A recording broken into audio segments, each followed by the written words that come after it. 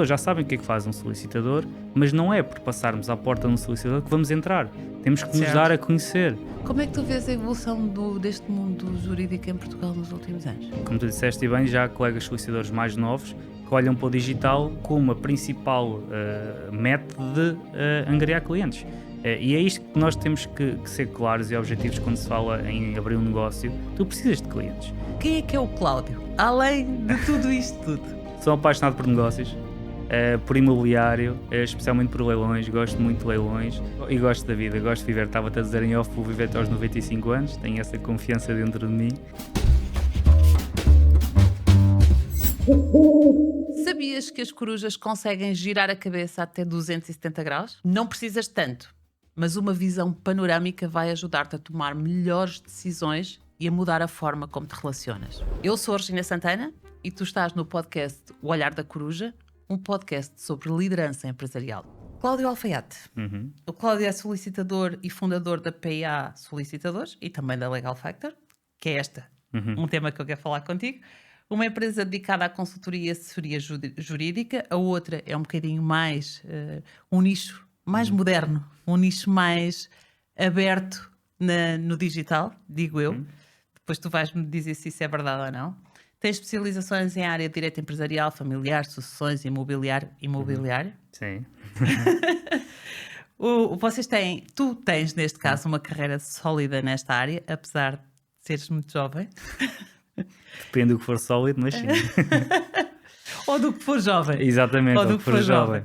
Eu acho que é as duas coisas. Eu acho que vocês têm sido líderes no desenvolvimento de soluções inovadoras na área das leis, em geral, não só da solicitadoria, mas nesta visão de que as leis são uma coisa para toda a gente e que é acessível a toda a gente e que deve ser conhecida por toda a gente, apesar de depois não ser aplicada ou executada por toda a gente, porque não temos o conhecimento todo que é necessário para colocar a lei em prática, Mas exatamente. ter acesso a ela, saber o que é que as leis dizem, o que é que as regras dizem, quais são os meus direitos e os meus deveres, eu acho que é uma coisa que vocês têm feito de forma estrondosa, ética, que eu acho que também é muito difícil nestas áreas, e que vocês têm com excelência. Eu admiro-vos muito. Obrigado.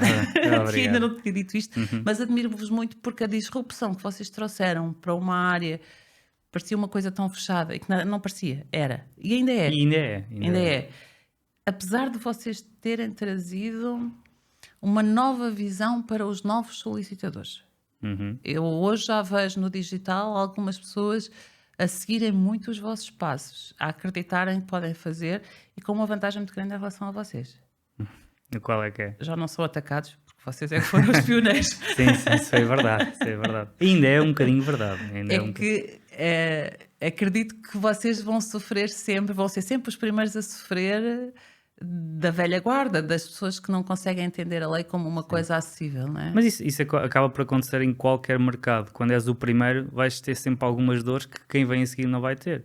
Mas também tens aquilo que é a vantagem de competitiva, que é foste o primeiro a chegar. Por isso tens ali todo um mar por desbravar. Mas é muito mais doloroso. Mas é muito mais doloroso. É muito mais doloroso.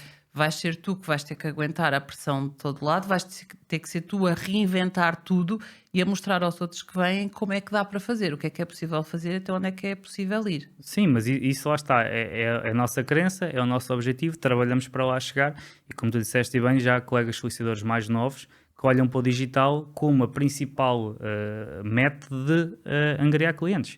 E é isto que nós temos que ser claros e objetivos quando se fala em abrir um negócio. Tu precisas de clientes. E antigamente bastava abrir um escritório que mais tarde ou mais cedo as pessoas passavam pelo escritório e iam entrar. Neste momento existem X números de escritórios de solicitadoria espalhados pelo país. Cada um tem o seu, não é? Cada um tem o seu, cada um tem a sua casinha, em que nós temos muito esse problema, os solicitadores. Em vez de juntarem 5 ou 6 solicitadores e fazerem uma grande sociedade e conseguirem chegar mais longe, não, são os 5 ou 6 que se deixam individualmente no seu espaço, no seu cantinho, e temos muitos pequenos escritórios. Mas agora já não chega, ou seja, as pessoas já sabem o que é que faz um solicitador, mas não é por passarmos à porta de um solicitador que vamos entrar. Temos que nos dar a conhecer. E não é diferente daquilo que faz um restaurante, não é diferente daquilo que faz uma empresa de marketing. Porquê que nós, solicitadores, advogados, notários, não nos podemos dar a conhecer? Eu concordo plenamente, claro. eu concordo plenamente. Uhum. Esclarece-me aqui uma coisa, que por acaso é uma curiosidade. Vocês, apesar de todos estudarem solicitadoria, vocês podem depois aprofundar-se em áreas distintas, porque a solicitadoria é extremamente abrangente, não é? É extremamente abrangente e também é um ponto de discórdia que nós temos com muitos colegas, que houve até este slogan, que é um solicitador de todos os serviços. Isto havia e ainda existem alguns colegas que dizem isso. Porquê? Porque antes, e digo há 10, 15 anos, o solicitador não era muito conhecido. Era Pois não. só para a questão das partilhas e pouco mais. E pouco mais. E pouco Era mais. para registrar os imóveis na conservatória. Exatamente. Era para fazer registros. Era mesmo. É. Era Não mesmo. conheciam o que era os outros serviços, as outras competências do solicitador. Então criaram o balcão único do solicitador, criaram a obrigação de termos todos a mesma imagem, criaram esse slogan que é um solicitador de todos os serviços, para dar a conhecer às pessoas que o solicitador tinha mais do que aquela competência de fazer partilhas e de fazer registros, e também todos com a mesma imagem, acabou por, diria eu, solidificar a imagem que ele era um solicitador, porque facilmente conseguia-se reconhecer. Já não faz sentido neste momento. Eu ia-te perguntar isso. Já não faz sentido, ou seja, as pessoas já sabem o que é que faz um solicitador. Conhecendo-te um bocadinho, acho que isso, termos todos a mesma imagem, ter que fazer tudo a mesma pode coisa, não ser, combina contigo. não pode ser de todo. Até Isso porque tu não consegues ser bom em tudo. Exatamente. E o que é que nós começamos a olhar? Que é, se me pedirem agora para analisar uma questão laboral, eu se calhar vou demorar horas. E não vou fazer aquilo com o mesmo conhecimento que um colega que se dedica inteiramente àquela área e não consigo dar uma resposta rápida ao meu cliente e vou estar a faturar a menos porque só vou cobrar ao cliente realmente o trabalho que fiz, ou vou estar a cobrar ao cliente horas e horas que eu tive a estudar para lhe entregar um resultado talvez menos capaz do que aquele colega que é especialista naquela área. Sim. Então, vamos dividir. Primeiro, o que é que nós gostamos de fazer? Porque o dinheiro é muito bom, mas se nós tivermos uma vida inteira a trabalhar por dinheiro, vamos nos cansar. Qual é que é o nosso foco? O que é que nós gostamos de fazer? E cedo. É. Porque ganhar dinheiro cansa. Sim. Portanto, Ganhar dinheiro cedo é cansa. bom que o dinheiro venha de alguma coisa agradável que tu fazes, não é? Exatamente. E nós dentro da área do direito tínhamos áreas que gostávamos mais, áreas que gostávamos menos. Desde cedo começamos a colocar de lado aquilo que gostávamos menos, mas sempre com a ideia de vamos conseguir capitalizar a mesma. Certo? Porque é uma área necessária na mesma. Exatamente, e nós temos de dar essa resposta, porque se os clientes confiarem em nós, não quer dizer que tenhamos de ser nós a dar a resposta, mas podemos arranjar um colega que dá essa resposta com a mesma confiança. É isso. E vamos orientar baterias, vamos forçar aquilo que nós gostamos de fazer dentro da área da solicitadoria. Daí eu achar que hoje em dia um solicitador, um advogado, tem que se especializar. Tem que atacar uma área em que ele gosta de trabalhar. Os advogados já fazem um bocadinho isso, não é? Os advogados já têm muitas especializações diferentes e eles fazem questão de trabalhar na área que eles gostam mais de trabalhar. Eles já estão mais evoluídos nesse sentido. Sim. Também começaram mais cedo, lá está. Mas estão mais evoluídos nesse sentido e acho que a solicitadoria também é uma das coisas que lá. eu gosto de trabalhar com vocês, porque qualquer problema a gente vai ter com vocês, mas vocês direcionam dentro da PIA quem é que é o especialista em cada uma das áreas e nós trabalhamos com pessoas diferentes consoante as áreas que precisamos. E sabemos sempre que temos os melhores profissionais a ajudar-nos consoante a área. Mas esta já é a fase em que nós conseguimos fazer isso internamente. Certo. Porque quando éramos 2, ou até quando éramos 1,5, o que é que nós fizemos? Fizemos um protocolo com alguns colegas que trabalhavam áreas em específico e fazíamos uma divisão de valores. Tão simples quanto isso. Eu entrego-te esta necessidade, tu entregas-me a outra necessidade e ajudamos-nos uns aos Exatamente. Outros. Tenho aqui este cliente, ele precisa disto. Isso, até isso já era disruptivo. já era um bocadinho. Disruptivo. Já era um bocadinho porque na altura havia esta referenciação entre colegas, mas muitas vezes não era paga. Não é pago porquê? Ou seja... eu indico-te um cliente e pronto, está tudo Exatamente, na esperança de quando ele precisar me indicar ao contrário. Mas porquê? Porquê que não podemos fazer aqui um processo partilhado, um processo referenciado? Ganhamos os dois, tão simples quanto isso. Então havia preços que a PIA dava os preços e nós fechávamos o cliente. Tinhas o valor do colega. E subcontratávamos o colega. Fazíamos isso e felizmente hoje já não fazemos porque conseguimos dar uma resposta interna, mas fizemos isso durante 2, 3 anos, por aí, 2 aninhos fizemos isso. Muita gente te conhece, muita gente do digital te conhece. Para quem não te conhece e para quem te conhece como solicitador da PIA, quem é o Cláudio? Além de tudo isto tudo. Olha, o Cláudio, como é que eu me posso descrever? Que essa é sempre a pergunta mais complicada. Aprenda a lidar com isso. Sou apaixonado por negócios. por imobiliário, especialmente por leilões. Gosto muito de leilões, gosto muito da adrenalina de nem é fazer dinheiro, mas é daquilo bater certo ao final. E gosto de estar atento às novas oportunidades e coisas que sejam fora da caixa. Acho que o dia-a-dia normal de um solicitador não é para mim. É que não tem nada a ver contigo. Nada. Não é de Isto todo. É muito giro. E é super contraditório. Já não entro num serviço de finanças há mais de um ano, já não vou ao conservatório há mais de um ano, mas adoro aquilo que faço. Porquê? Porque todas as minhas paixões acabam por estar depois relacionadas com a parte legal e aquilo que eu consigo acrescentar é também na parte legal. Então eu acabo por conciliar. Mas sou uma pessoa muito divertida. Eu sei. Tu sabes. E gosto da vida, gosto de viver. Estava-te a dizer em off, vou viver até aos 95 anos, tenho essa confiança dentro de mim. Eu já te disse que vou ver. Vais ver? Portanto, quero aproveitar. É que isso não tem nada a ver com aquela coisa aborrecida que é a lei, que é passar a vida a ler calhamaços para ver o que é que a lei diz e agora ser uma lei nova, agora vou interpretar a lei nova. Não tem nada a ver contigo. Tu precisas de adrenalina, tu precisas de divertimento, tu precisas de coisas novas, tu precisas de estímulos todos os dias para as coisas acontecerem. E mais do que isso é ser pragmático neste momento. Tu também és muito, não é? Sim, porque nós neste momento trabalhamos muito com investidores imobiliários. E o investidor imobiliário não quer saber o que é que o Tribunal da Relação disse. Não quer, eu quero uma resposta. Por isso, eu vou estar a escrever um parecer jurídico de 45 folhas para no final o aconselhar para uma posição ou vou-lhe dizer, pá, não te metas nisso que isso te vai trazer problemas, não é? Eu acho que a resposta é a mesma, mas está descrita de momentos diferentes. Não precisas de um argumento escrito em 10 páginas para justificar a tua posição. Tu já sabes que aquilo não vai correr bem. Exatamente, por isso ou seja, eu posso olhar para o lado estudioso e vou estudar, vou ler a doutrina, a jurisprudência e depois vou dar um feedback ao cliente, mas o que ele quer ouvir é, ok, achas que faz sentido? Não faz sentido. E conseguimos fazer muito mais com menos palavras. Isso ajuda-te a selecionar os teus clientes? Ajuda, mas é uma seleção natural. E mesmo dentro da PIA temos isso, porque eu e o Rafael, quando começámos, éramos só os dois e de forma natural nós temos clientes que me ligam a mim e clientes que ligam a ele. Porque vocês não têm nada a ver um com o outro também. Também não. Mas eu acho que isso é saudável. Eu e o Paulo somos muito diferentes. Portanto, acho que isso essa diferença faz com que o conjunto seja completo. Sim, porque senão tu vais ter alguém que primeiro não vai ter ideias fora da caixa ou fora daquilo que está a ser discutido, não vais ter ninguém para te contradizer. Certo, e vão ter duas pessoas... pensar todos da mesma forma, ou são os dois arrojados e ninguém pensa nos prós e nos contras, ou são os dois muito conservadores e ninguém inova. Quando consegue haver as duas coisas, eu acho que é um equilíbrio gigante. Exatamente. E vocês escolhem... A seleção do mercado é natural, que é, eu gosto da tua forma de estar, eu falo contigo, quem gosta da forma de estar do Rafael fala com o Rafael, quem gosta dos serviços da PA fala com qualquer um, porque tanto faz, porque vão ser distribuídos pelos profissionais certos para depois trabalhar dentro da PA. Na área do investimento imobiliário, tanto faz, ou é preferível ser contigo? É mais comigo. Agora também temos uma muito boa pessoa que entrou agora no escritório de Matosinhos, também já é investidora, há mais de 20 anos já é investidora e que agora entrou, e também já traz estes dois lados da moeda enquanto investidor e enquanto consultora jurídica, neste caso. Será mais comigo.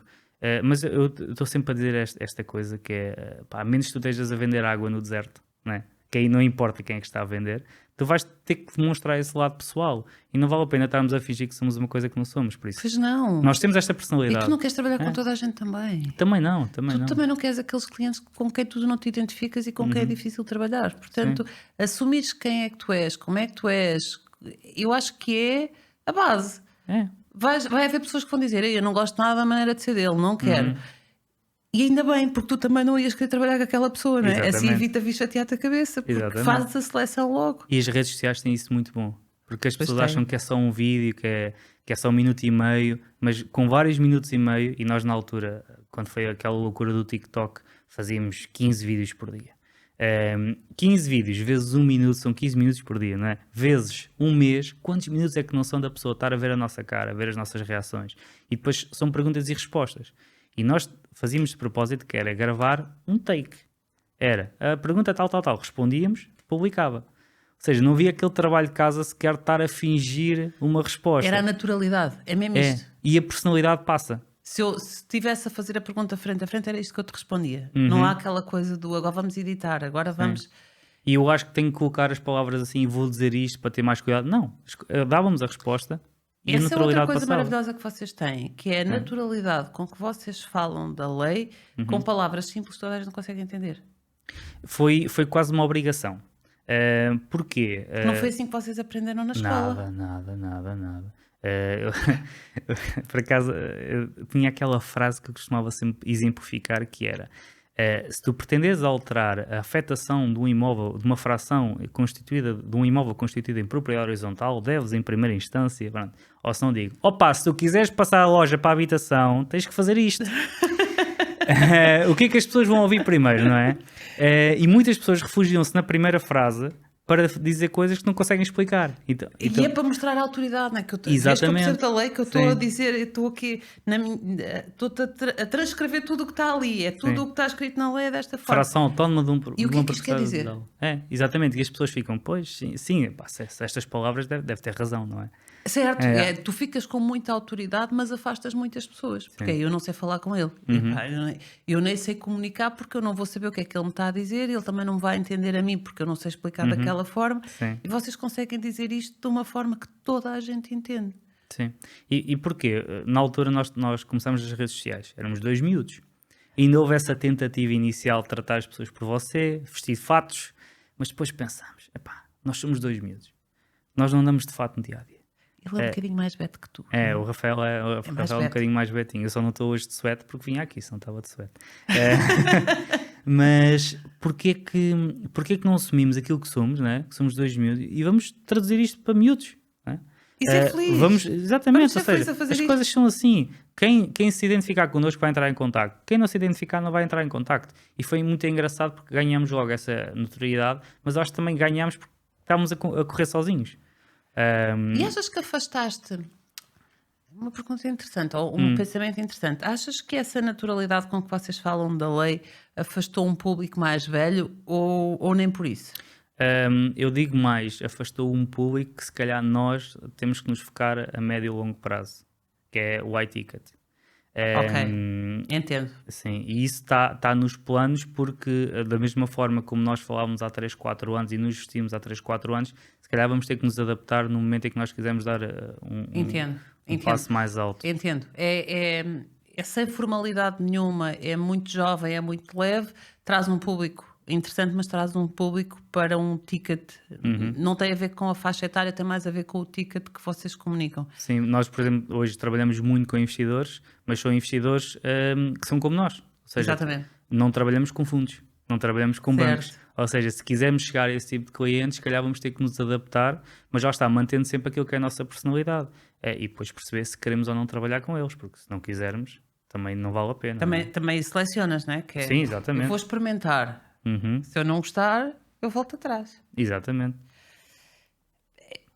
Por acaso, a gente fala sempre da naturalidade, mas também nunca nos podemos esquecer que nós temos que ser muito camaleões. Sim. Tu tens que saber o que é que queres e saber te adaptar ao que tu queres. Porque o excesso de naturalidade faz com que as pessoas às vezes também não tenham os cuidados que é preciso ter. E nós temos que saber estar onde é preciso. Exatamente, e saber adaptar ao sítio. E eu tenho 2 exemplos disso, um pela negativa, outro pela positiva, dentro deste mundo jurídico, de alguém que era 100% natural e está completamente deslocado daquilo que é a realidade, e de pessoas que são super formais que sabem adaptar. E é um trabalho que nós temos que fazer. Neste momento, eu digo que ainda não fomos realmente estados, mas temos de estar preparados para isso. Vocês querem, é uma área que vocês querem, pelo menos tentar, o iTicket, o investimento? Sim. Mas lá está, para chegar aí precisamos de maturidade. E isso não é algo que se compre, é algo que se ganha. E por isso é que eu falo sempre do percurso. É um percurso que temos que fazer, é inevitável. Isso só se ganha com os negócios, com os clientes, com as pessoas que vamos conhecendo, com as situações em que estamos. Só aí é que vamos conseguir dar esse passo. Mas a médio e longo prazo é um passo sim que vamos dar. Eu acho maravilhoso, porque eu acho que quando tu falas que precisam de maturidade, eu olho para vocês e eu acho que vocês têm uma maturidade incrível. Obrigado. Verdade, porque não é... Eu conheço a parte mais curtida, mais brincalhona, mas eu sei que vocês, enquanto profissionais, têm uma maturidade gigante. Vocês sabem muito bem o que é que querem, vocês sabem muito bem o que é que fazem, sabem fazer muito bem. Eu acho que essa maturidade que vocês acreditam que vos falta, ela não falta. Não sei. Então falta-nos, se calhar, perder. Falta-vos, se calhar, vocês acreditarem que já têm essa maturidade ou aceitarem que já têm essa maturidade. Também. Porque também. ela existe. Existe a autoridade e aí acredito que na autoridade, sim, vocês são mais uma autoridade para o público mais jovem, que é aquele público que vos segue. Ainda não são reconhecidos como uma autoridade por outras áreas, mas isso não tem a ver com maturidade, tem a ver com a autoridade percebida. E se calhar essas áreas não têm em relação a vocês essa autoridade percebida porque elas não vos conhecem. Porque... Não conhecem. Mas eu é por garanto isso. É porque não é por falta de maturidade, é porque elas não vos conhecem. E isso depende de um trabalho vosso de... Temos de nos trabalhar para nos sermos visíveis para lá. Porque eu agora estou a fazer uma pós-graduação em Direito Imobiliário, na Católica. Tens mais nada para fazer? Não, tenho muito tempo livre. E é super engraçado. Nós estivemos num evento a falar para 500 pessoas sobre Direito Imobiliário. E perguntamos, Direito Imobiliário, leilões. Mas foi ali na vertente do Direito Imobiliário. Sim. E perguntámos quem é que aqui não nos conhece. E tínhamos 10 mãos levantadas. Ou seja, investidores já nos conheciam por aquilo que nós fazemos. Naquela pós-graduação de Direito Imobiliário na Católica, ninguém me conhece. E estamos a falar de colegas, de pessoas que trabalham na área jurídica e que estão associados a grandes escritórios de advogados, mas se calhar nunca ouviram falar da PIA, nem sabem quem é o Cláudio Alfaiate. Por isso acho que é um trabalho que nós temos que fazer naquela vertente onde queremos chegar, que ainda não fizemos. Ou seja, se calhar trabalhamos muito onde estamos agora, se quisermos chegar a esse ponto temos de trabalhar e chegar a esse público que não nos conhece todo. Mas não é surpreendente que eu conheço pessoas do imobiliário, outros produtores de conteúdo e tudo mais, que estão agora a ser contactados por grandes marcas por trabalho que se fizeram há 2, 3 anos. Sim, demora também, não é? Demora muito tempo. Tu tens que consolidar muitas coisas para as coisas, para o retorno vir. Tu apresentas, tu mostras, tu crias a autoridade. A autoridade, não a maturidade. Sim, a maturidade vais ganhando. E eu acho que vocês já têm muito mais maturidade do que vocês próprios acreditam que têm. Okay. Se calhar influenciados por esse público com que vocês trabalham mais. E isto pode ser uma percepção vossa, porque a minha percepção é diferente da vossa. Não sei, depois pensas nisto, mas acredito que o facto de vocês trabalharem com tanta gente tão jovem vos faça acreditar que vocês não têm essa maturidade. E eu acho que ela existe. Não existe uma autoridade nessa área porque as pessoas nem sabem que vocês existem. Porque quando aquelas pessoas que estão contigo na Católica, que nunca ouviram falar de ti, perceberem o trabalho que tu tens feito, se calhar vão reconhecer-te uma autoridade diferente do que reconhecem agora. Sim. Temos que trabalhar e colocar alguma coisa à frente delas, porque se calhar nós estamos a comunicar para meios que elas não estão.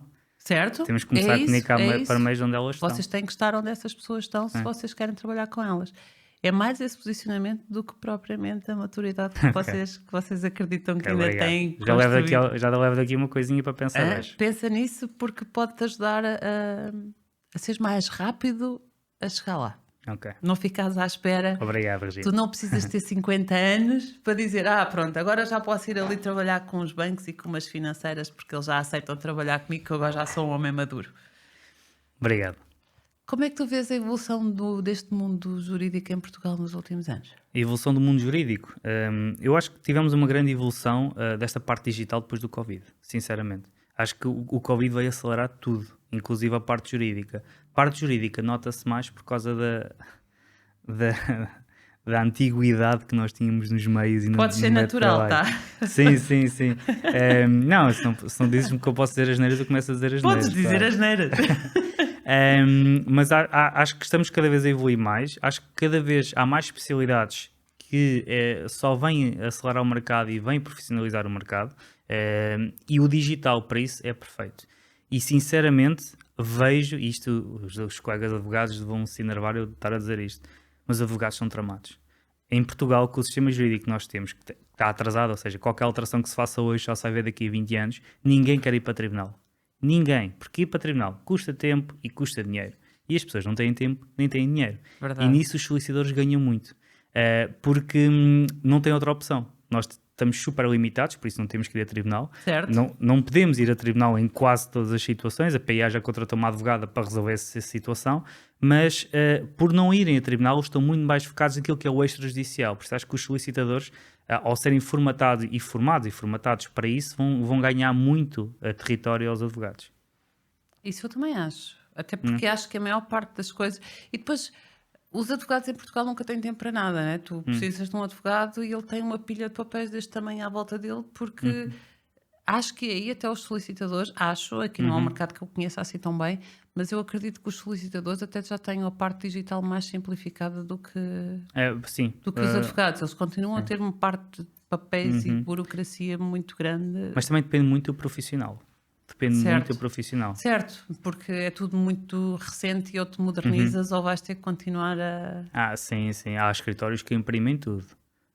Nós não encontras uma folha de papel, vai tudo para o lixo. Como nos escritórios dos contabilistas, ainda há aqueles que imprimem tudo e há aqueles que querem tudo em digital e já não imprimem nada. Tudo digital. O nosso foco é, não há aqui papel distribuído pelo escritório, digitaliza-se, não é importante, lixo. As meninas às vezes até ficam a olhar para mim, mas isto é para o lixo. Não vai fazer falta. É para o lixo. Não, ou seja, uma notificação de tribunal. Por que é que eu vou precisar dela? Lixo. Está digitalizado, está na pasta, lixo. Não. Sabes que eu, como não trabalho com as leis, tudo o que vem do tribunal eu acho que é uma coisa muito séria. Vou guardar aquilo numa pasta porque eu posso ser presa porque não tenho o papel. Fui agora buscar uma multa e depois eu deixo-te aí. Também vem do tribunal. Queres que eu te aguarde? A multa. Queres que eu te aguarde? Podes guardar também. Não, sabes que eu sou daquelas pessoas que acham a carta veio do tribunal, eu já fico muito aflita. Já fizeste alguma coisa mal? O que é que eu fiz em 2006 naquela tarde? Que se calhar portei mal. Só eu que penso assim. Não, acho que todas as pessoas pensam assim. Aliás, até te posso partilhar que eu no início não meti no meu domicílio profissional em minha casa, em casa dos meus pais, porque trabalhava nas insolvências. E pensei, pode-me aqui aparecer algum maluco, eu não vou deixar isto aqui. Verdade. Então coloquei na casa de um familiar meu que estava imigrado, porque só podem lá tocar a campainha que não vai aparecer ninguém. Então a minha mãe às vezes passava lá e trazia cartas, e quando vinha cartas de tribunal ela chegava branca à casa. Disse, Cláudio, o que é que tu andaste a fazer? Está aqui outra carta. Eu disse, mãe, não te preocupes, é trabalho. E depois, além do tribunal, era finanças, serviço de finanças. Finanças, o que é que tu pensas logo? Olha, não paguei os impostos. Cláudio, está tudo bem. Mas olha que eu sou assim, eu não sei, mas se a carta vem do tribunal, da polícia ou das finanças, eu fico muito aflita. Eu acho que ainda... E o pessoal das multas é Ministério Público, por isso se virem Ministério Público, já sabem, levam uma multa. É uma multa, não ou é? A administração interna também, aos dois. Certo, por acaso eu não vejo dessas há alguns tempos. Posso ver a tua depois. Eu dou-te a minha. A tua grande paixão tem nada a ver com isto. Sim. São os leilões.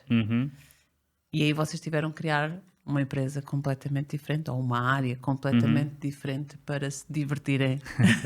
Sim. E porque eu acho que é uma diversão, quando tu fazes aquilo que tu gostas, é uma diversão. É uma diversão, para se divertirem a falar de um assunto que eu acho... Eu gosto de ver as vossas lives, eu gosto de ver os vossos investimentos, acho que é giro acompanhar. Porquê essa necessidade? Eu sei que obviamente também é um trabalho e também é uma área que era necessária. Mas porquê? Porque tu gostas mesmo? Porque achaste que fazia falta no mercado? Pelas duas coisas em conjunto? Porque achas que é aí que está a grande revolução em termos financeiros no vosso negócio? Porque vocês são solicitadores, vamos lá ser honestos. Sim. Os solicitadores não vão ficar milionários a reconhecer assinaturas, não é? Não, de todo. Portanto, não é aí que vocês vão ser todos milionários, não é? Não. Um solicitador normal hoje em dia, reconhecimento de assinaturas, faz uma partilha de vez em quando, nunca vai ser milionário. Não vai. Vai ganhar um saláriozinho, vai conseguir ali ter, até porque depois tem uns impostos também... altos. O que é que aconteceu? Pouco simpáticos. Começa na partilha de conteúdo. Nós começámos a partilhar conteúdo e na altura só havia 2 tópicos que batiam mais, que era direito do trabalho, e o laboral o vídeo vai sempre explodir porque... Mas nunca vos vai dar dinheiro essa área. Exatamente. O direito laboral só se dá dinheiro de um lado, que é do empregador. Certo. E quantas empresas é que tu conheces, por exemplo, aqui em Leiria, que tenha mais de 50 funcionários? Que é uma boa empresa que tu tens uma boa avença para ir trabalhando mensalmente com essa empresa. Tinhas de ter muitas para te dar uma avença simpática, não é? Exatamente. Ou senão ias trabalhar peça a peça, de vez em quando tinhas uma contratação ou quando tinhas um despedimento. Mesmo assim são coisas muito irrisórias, não é? Não é uma de contratação todo. é um contrato, um apoio qualquer ali. Sim. Se tiveres uma rescisão aí pode ser um trabalho maior que te dê Sim, a rescisão, principalmente quando não há acordo, pode dar dinheiro. Aí Certo. reconheço que possa haver algum valor. Mas a principal atração que havia das redes sociais era a parte dos trabalhadores, não dos empregadores. São esses que Sim. reagem, né? Exatamente, são esses que reagem, são esses que seguem. Por acaso vi um... São esses que querem saber quais são os direitos, são esses que fazem mais perguntas. Exatamente, são esses que não pagam. E aí está a diferença entre aquele que é um cliente e aquele que é um mero interessado. Exatamente. Nós temos sempre a falar com a nossa equipa que é cliente é o que paga. Não é Exatamente. aquele que mete muitos likes e muitos comentários, Pois é não. o que paga. E tínhamos estes dois tópicos, que era direito de trabalho, mas está tudo certo, porque se eu ou o Rafael gostássemos do laboral, direito laboral, sim. era uma área que era espetacular e realmente podíamos começar a trabalhar e podíamos chegar aos empregadores, que era realmente E podem, não é? Porque e podemos. vocês têm os outros solicitadores nessa área. E agora já temos quem faz essa área, mas que não é um foco meu e do Rafael. Vocês mas em termos é um pessoais. foco da PIA, mas Sim, nosso não é. Sim. Mas nessa altura não era. Ou seja, nessa altura laboral é se vier alguma coisa, temos aqui esta terceira parte que vai tratar, nós não fazemos. Foi a primeira pessoa que nós subcontratamos da PIA, foi mesmo para a questão laboral, porque nem eu nem o Rafael queríamos, nem estávamos quer à vontade. E outra era os leilões. E cada vez que falávamos de leilões, 1001 questões. Mas como é que isso funciona? Isso já está tudo marcado? Como é que é a comissão? Como é que eu posso licitar? E eu tinha um problema, que naquele momento que a PIA explode no TikTok, eu estava a trabalhar numa leiloeira privada. Ou seja, eu tinha que controlar muito nos leilões, porque eu não podia estar a dizer uma coisa segunda-feira às 6h30 da tarde pela PIA e terça-feira ligavam para a empresa onde eu estava a trabalhar a perguntar: olha, no teu vídeo ontem disseste isso, mas como é que funciona aí na empresa, não é? Então nós controlávamos muito, eu sei, falávamos um bocadinho sobre leilões, mas é que eu explodia logo e nós, está aqui uma oportunidade. Quando eu saio a tempo inteiro para a PIA, saio dessa empresa de leilões para a PIA, já tinha o projeto há um ano e qualquer coisa, foi mesmo aí é que foi mesmo o salto da loucura. Quando vocês colocaram a energia toda na PA e deixaram de andar a dispersar. Porque eu até aí, eu tinha combinado com o Rafael que era, eu não ganhava nada, até eu bater um X de faturação, eu não ganhava nada. Porque tu tinhas o teu outro trabalho. Eu tinha o meu outro trabalho, tinha um salário garantido. Ele, quando saiu a 4 horas, foi uma coisa que durou um mês e meio, uma coisa assim, saiu logo a 8 horas, por isso ele só tinha aquilo, e eu estava a trabalhar de graça, e trabalhei de graça 2 ou 3 meses, para ele ganhar o mínimo, porque ele deu esse salto primeiro, Sim. e foi isso que ficou combinado. Eu, quando dou esse salto, eram os dois, ou seja, a PIA tinha que alimentar os dois. E nesse momento, mas já não tinha essa restrição. Ok, então vamos lá falar sobre leilões. Mas eu nem sequer sabia o que era infoprodução, nunca tinha pensado sequer fazer um curso, e somos contactados por pessoas que dizem: pá, tens que me falar mais sobre isso, marcar consultas jurídicas sobre leilões, e nós, ok, então, mas porquê que não pegamos nesta informação, fazemos aqui um pacote, fazemos aqui uma coisa alinhada, uma coisa estruturada, que as pessoas possam entrar, Tu tinhas muito ver. conhecimento nessa área já? Exatamente. Trabalhavas no meio? E depois, eu trabalhava muito com insolvência. O Rafael, nessa altura, ainda era professor universitário e não tinha ganho juízo, não é? Certo. Estava a dar processo executivo, ou seja, juntámos ali as duas coisas. Ok, vamos fazer isto aqui e vamos meter aqui uma pintinha de investidor, que é, ok, os leilões é isto. Pá, se quiseres aprender o Código de Processo Civil, vai à vontade, mas o que tu precisas saber é isto. É na prática, está aqui. Vamos lá fazer dinheiro, vamos lá fazer negócios. E fizemos um curso sobre leilões direcionado para investidores. E na altura também, erro nosso, para pessoas que estavam à procura da primeira casa. Ou seja, nós quando lançamos o PSIL, que foi o nosso primeiro curso de compra de imóveis em leilão, direcionamos muito para as pessoas que estavam a tentar comprar a primeira casa e para investidores. Porquê que foi um erro?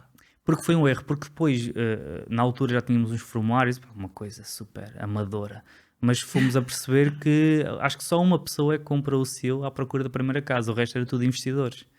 Foi um erro porque, sim. Sim, ou seja, chegamos ao final e pensamos, ok, então vamos direcionar a mensagem para Vamos ser investidores. mais assertivos. Exatamente. Achas que quem procura a primeira casa nunca pensa? Provavelmente não. Nós vivemos em Portugal, portanto isto tem uma influência gigante, não é? Sim. Em Portugal nós acreditamos que a primeira casa tem que ser nova, tem que ser a estrear, não queremos uma coisa que está num leilão, que está a ser vendida por qualquer razão. Eu acredito que isso tenha influência. Ninguém pensa na primeira casa ir comprá-la num leilão, não é? Tem alguma, porque depois os leilões, especialmente pós-crise, 2010, 2012, tinhas muito produto novo. muito Porque houve produto muita novo. insolvência de Construtoras, tinhas ali problemas com licenciamentos, depois não se conseguia fazer escrituras, Certo. tinhas até coisas tão ridículas como os vendedores tinham dívidas às finanças, depois não conseguiam fazer escrituras, depois ficavam em insolvência, o produto novo ia para a insolvência, então tinhas muita casa boa e bonita, praticamente nova. Nós vendemos ali, não, vendemos, como quem diz, não é? Sim. Mas uma cooperativa inteira de 40 casas, todas elas novas, em que basicamente meteram um tijolo nas portas para não serem invadidas, mas estavam todas novas por dentro. Agora já não existe. Não. Já não existe o tijolo. Era para um amigo. Sim, ou seja, tudo isso havia produto. Mas as Sim. pessoas quando pensam nos leilões pensam tudo partido, problemas, e é aí que também nós entramos. Agora, o que é que afasta muitos clientes, muitas pessoas à procura da primeira casa? Aquela questão do financiamento a 100%, que neste momento temos, Ok. que na altura não tínhamos. Sim, Tínhamos verdade. no máximo os 90-10. Sim. Chegamos a leilão, temos uma realidade que é ou pagamento em 15 dias, que deixa de fora as pessoas que estão à procura de financiamento bancário, por isso deixa de fora grande parte das pessoas que vão comprar a primeira casa, a menos, claro, que sejam herdeiros, não é? Certo. Mas aí já sem, se calhar, algum conhecimento da área, né? Nem sempre. Olha que aquilo que eu tenho vindo a aprender é que nem todas as pessoas que têm muito dinheiro acabam Têm por conhecimento. a fazer decisões inteligentes. E Isso é uma grande verdade. É. E às vezes é preocupante mesmo. E depois outra questão, que era mesmo as leiloeiras privadas, que era na realidade que eu trabalhava, na realidade que eu conhecia, aquilo era possível ter financiamento bancário, mas tinhas de ter 20% de entrada mais a comissão, que era 5% mais IVA. Por isso, tu no valor Era da difícil casa... para uma primeira habitação. Estás a falar mais ou menos 27%. Ou Sim. seja, dói. Sim. Não era bem para não todos. era aquele público. Sim. Sim. O resto era tudo investidores. Era tudo investidores. Faixa etária, tens noção? Não temos isso no questionário, mas iria entre os 20 a 40 anos. Portanto, novos investidores, pessoas que ainda não tinham muita noção de como é que poderiam investir, ou achas que já tinhas muita gente que já tinha uma segunda, terceira habitação e queria aprender a investir com leilões? Apanhamos de tudo. Eu acho que no início apanhamos pessoas muito qualificadas, muito mesmo, porque foram as primeiras pessoas também a dar valor a este tipo de cursos Eram online. pessoas que já estudavam alguma coisa, que já se tentavam informar de alguma coisa. Exatamente, e quando viram aquilo, ok, está aqui uma boa oportunidade, vou comprar, vou aprender com eles. E eram pessoas que já tinham experiência e que muitos deles já nos acompanhavam antes, até porque nós naquela altura gastávamos dezenas de euros em marketing, por isso também a mensagem não chegava muito longe. 10, dezenas. 20? Não, o primeiro lançamento que nós fizemos gastámos 500 euros. Não estou em erro. Viste? Loucura. E já foi aquela loucura Foi uma loucura. Foi naquela loucura de vamos pagar, pá, se isto correr mal este mês, olha, é latas de atum, é o que é. E realmente tínhamos pessoas muito capacitadas e depois acho que agora já começam a entrar o tipo de investidores que fizeram um negócio, tiveram 2 negócios, estão atentos e querem entrar no mundo dos leilões. Vocês beneficiam também, isso eu acredito nisto, da quantidade de jovens que agora são reconhecidos nas redes sociais porque são investidores ou porque trabalham com imobiliário, porque há muitos em Portugal. Sim, ainda bem. E isso eu também acho, e acho que isso até é bom para vocês, porque traz mais gente a querer saber como é que podem investir de outras formas. Portanto, vocês também ganham com aquele público. Ganhamos. Nós temos diversos parceiros que já viraram amigos, que também partilham conteúdo nas redes sociais ligado à parte do investimento imobiliário em si, seja comprar, remodelar, vender ou arrendar. Sim. E eles explicam todo esse processo, as escolhas que fazem desde o material, desde o acabamento, tudo isso. E nós entramos ali como quase a parte legal. Ok, eles fazem isto e nós fazemos este bocadinho aqui. Mas a realidade é que o imobiliário em Portugal é uma oportunidade e continua a ser uma oportunidade, porque quando nós falamos da média salarial portuguesa, né, estamos a trabalhar um ano para ganhar 20 mil euros. Se tivermos a capacidade da alavancagem financeira junto ao banco, talvez com 30, 40 mil euros, podemos fazer um negóciozinho, ganhamos 20 mil euros. Sim. Ou seja, e depois metemos os dois pratos na balança, né? O que é trabalhar um ano ou fazer um negócio imobiliário? Continua a haver boas oportunidades. Eu optava pelos dois ao mesmo Sim. tempo, né? E é melhor até por causa da questão da banca, não querendo entrar aqui nessa questão. Mas é porque Na questão da banca temos de ter rendimento. tens de ter rendimento. Não pode ser um rendimento que acontece se correr bem e não acontece se não correr bem, porque eles não te Exatamente. vão emprestar o dinheiro que tu precisas para alavancar-se. Até porque os bancos em Portugal não acreditam, ou seja, não têm esperança em nós, nenhuma. Ou seja, Tu não consegues ir à confiança, porque Não. eles não têm confiança nenhuma, né? Não, Tu não. tens primeiro provar para Sim. depois eles te emprestarem, né? sim, primeiro tens de ter rendimentos fixos, não é? Eles adoram salários, adoram. Como se isso fosse uma certeza. Sim, funcionários públicos é a melhor coisa que existe, não é? Com certeza, porque o Estado vai pagar sempre, mesmo Exatamente. que seja pouquinho. E vai buscá-lo a nós, mas paga. Depois, fazendo essas operações simultâneas, acaba por gerar capital. E por isso temos muitos pequenos investidores, ou investidores a part-time, que entram neste negócio. Agora, também um medo que eu tenho é que já está a entrar tanta pessoa que eu acho que vai haver pessoas a precipitar-se a fazer maus negócios. Pois, Por isso, estudem bem as eu coisinhas. tenho uma visão muito particular em relação a isso. Façam as contas por cima, senão as coisas correm mal. Vejam, tenham 2 planos, vejam se correr bem e se correr mal, tenham as 2 opções. Eu tenho uma visão muito particular em relação a isto. Eu acho isto tudo muito bonito, eu acho brutal nós termos novos empreendedores muito jovens.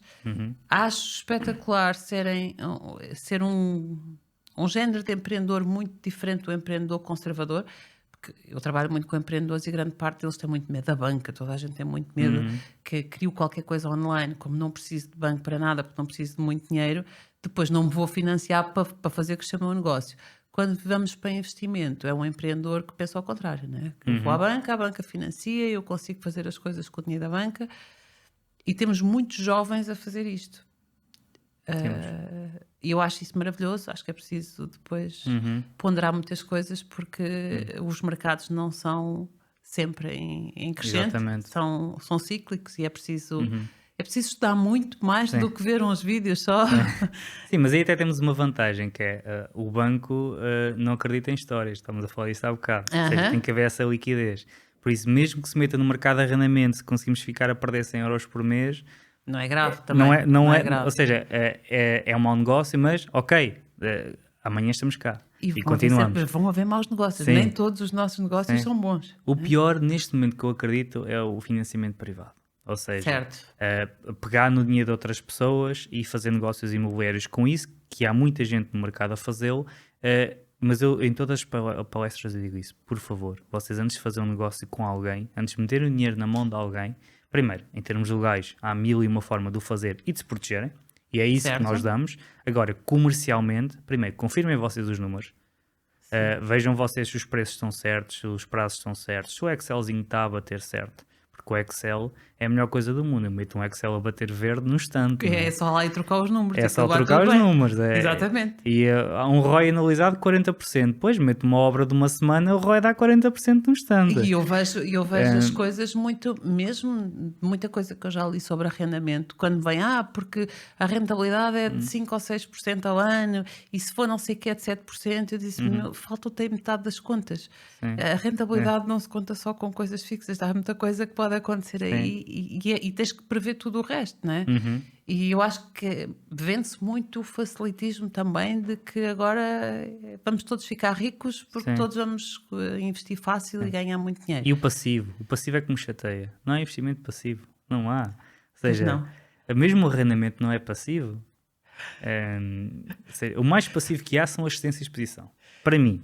Certo, porque é mesmo passivo, porque tu só tens a posição. É praticamente passivo, só tens um trabalho ativo de estudar no início, de pensar se este imóvel já tivesse, principalmente em planta, porque as cedências de imóveis já construídos, uma verdadeira cedência de arranjar um bom negócio e ceder para o investidor, é um trabalho ativo. É um trabalho comercial.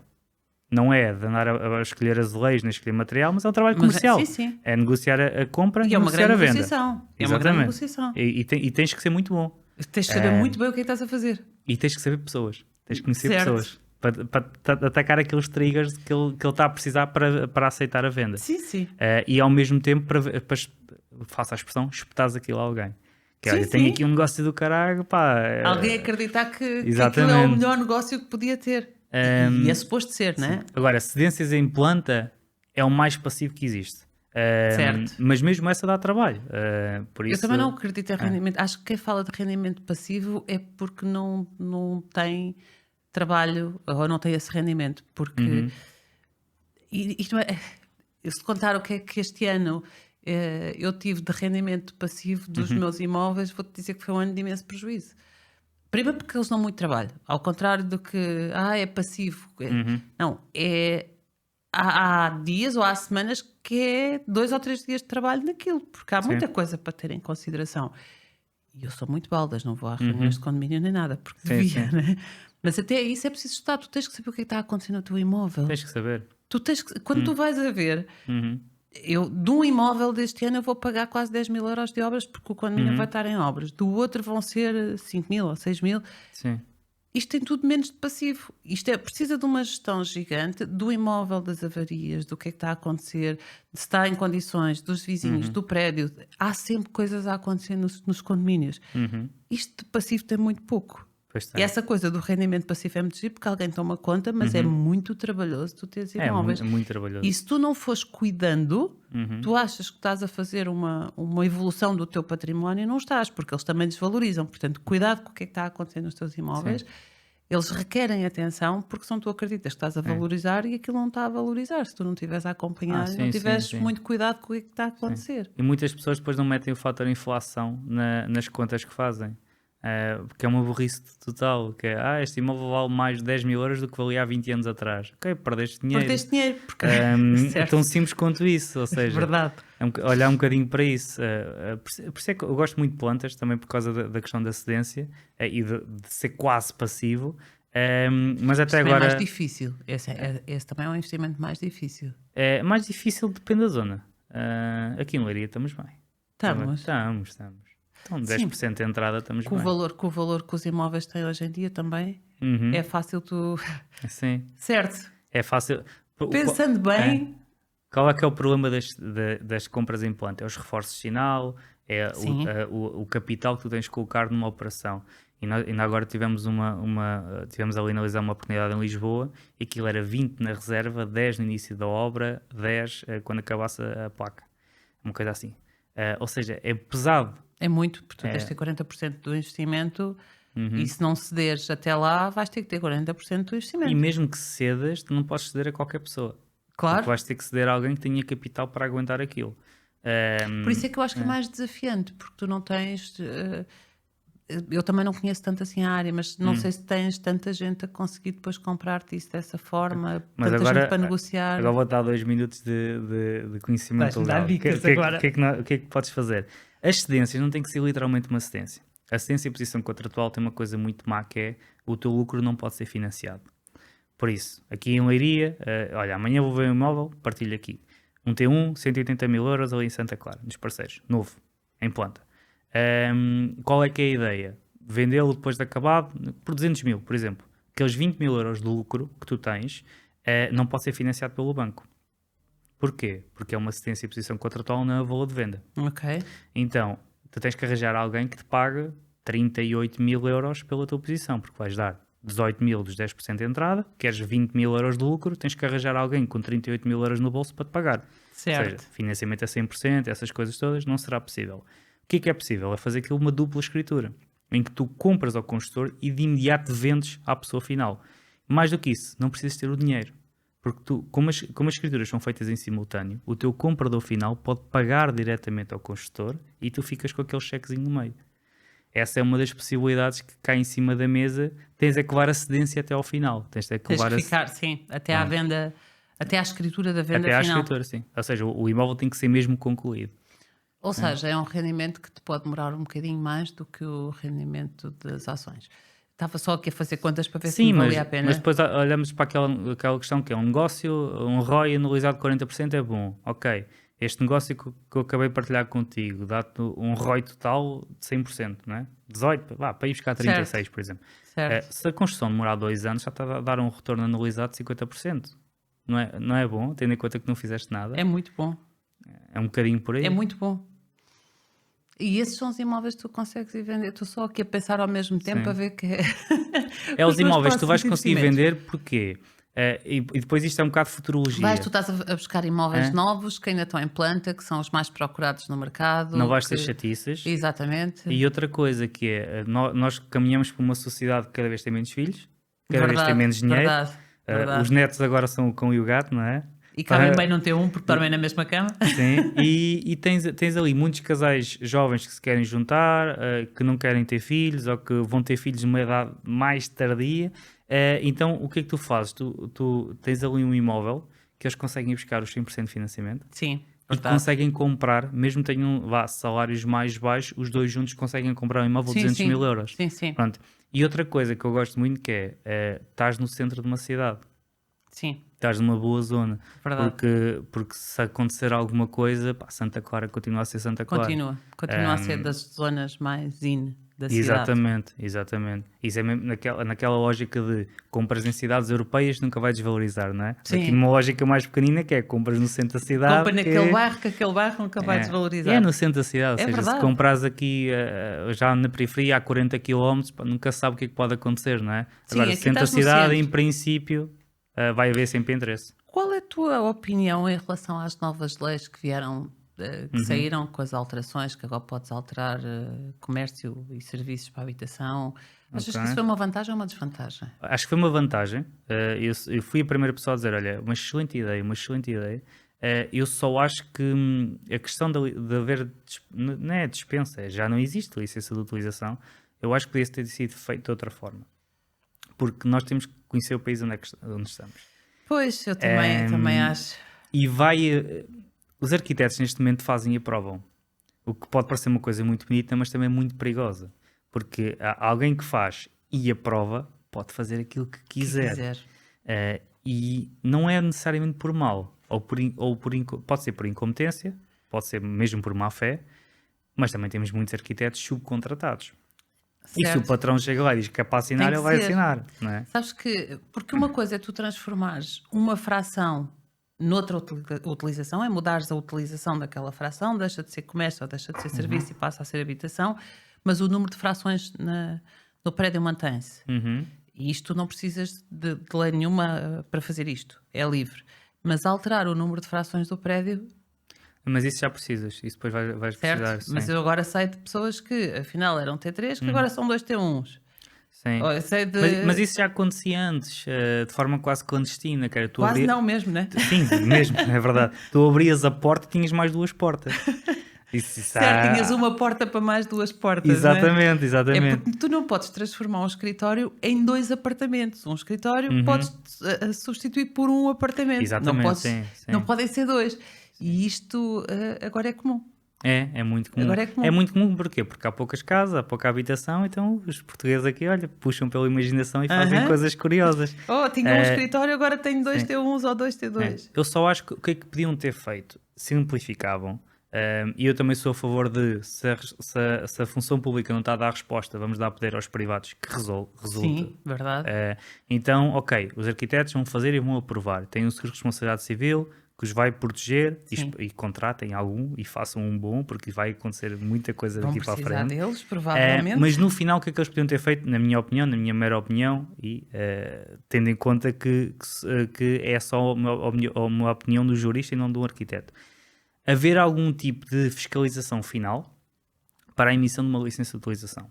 Ou seja, o escritório de arquitetura... Para arquitetura... alguma segurança a quem compra, exatamente, fazia, aprovava, mas no final ia lá alguém e dizia, olha, sim senhor, isto foi construído alguém em conformidade. Isento. Alguém isento da Câmara Municipal, lá está, ia lá, ok, isto está ok, emite-se. Ou seja, a licença de utilização continuava a existir, mas o projeto era feito e aprovado pelo arquiteto. Sim. Mas não precisa de ir à aprovação havia do o projeto. Havia o cheque final. Porque eu acho que vai começar, entretanto a gente vai começar a ouvir aí os condomínios a reclamar, os vizinhos a reclamar, vai começar a haver os problemas que... Não, e principalmente o que é que pode acontecer é, a meio da obra, a Câmara Municipal entender que há alguma coisa que foi feita e aprovada por outra pessoa que está mal e vão pedir para mudar.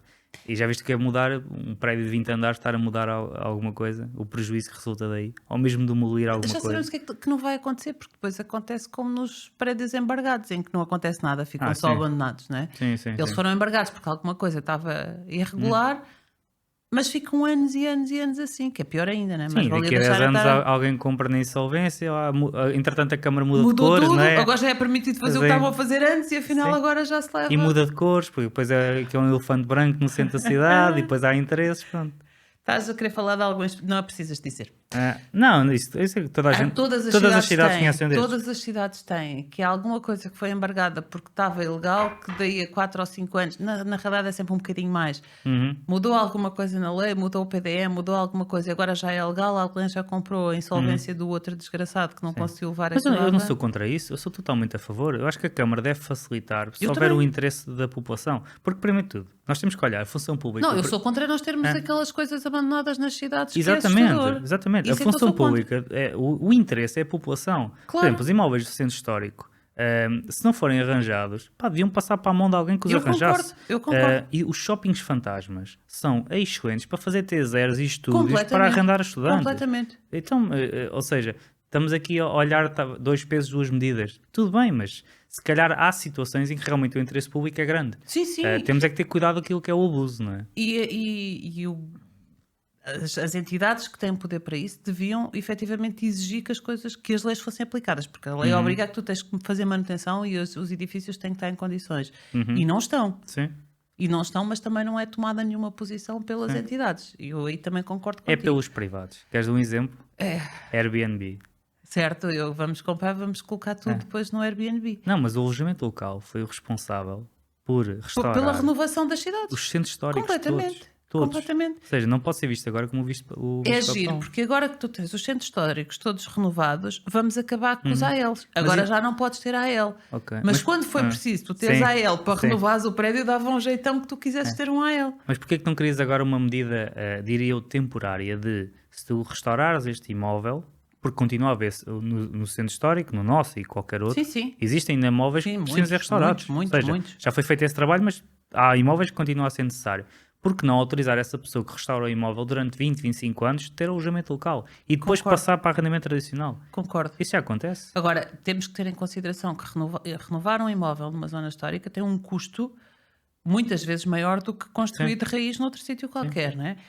E depois querem que a pessoa renove e ainda obrigar a forma como ela vai rentabilizar aquele espaço ou recuperar aquele investimento. E isso a mim não me faz sentido, que é...